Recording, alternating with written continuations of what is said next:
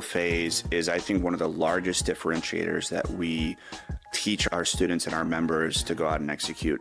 Essentially what we're doing here is, this is the meat of what it is to be in tech sales, is finally proposing a solution. We've done all this research, we've gone through discovery, which is the network phase, we've qualified a little bit, we've built some champions in some of our future peers or colleagues. Now we're going to take all this time, all this energy, all this research, and we're going to develop a proposal, and we're going to deliver it to decision maker, right?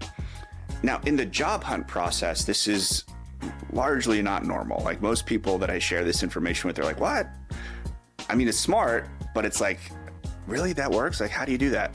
So what I'm proposing here is, we take all this information, we analyze the key points that we now have a pretty good idea the hiring manager cares about, because we've asked other account executives, we've asked maybe some SDRs or some solution engineers or some other people on team, maybe we've talked to someone in customer success, but we've got a pretty good perspective of what the hiring manager cares about, because we've talked to different people around this hiring manager. They're all somewhat familiar with them.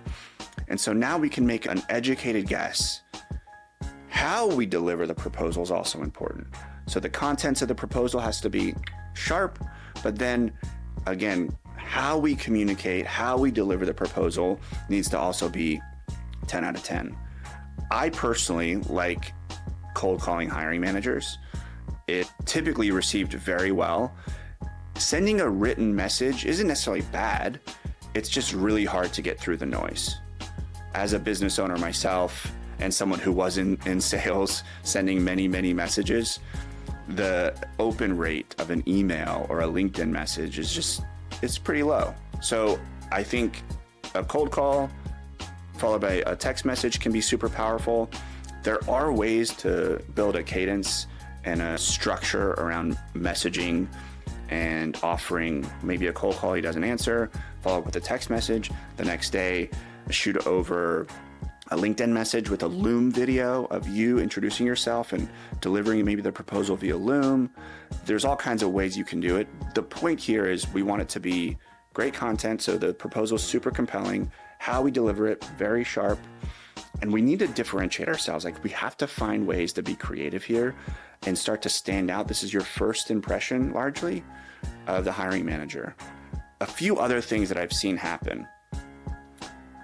You make the call, you introduce yourself, and the hiring manager says, oh, I actually know you, because my entire team has been chirping about you at our weekly meetings.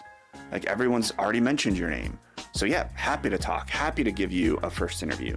So the work you've done by talking to all these people and them essentially referring you on your behalf with or without your knowledge, because those networking discussions went so well, is kind of like a soft landing spot to go reach out to the hiring manager. The hiring manager is already familiar with you.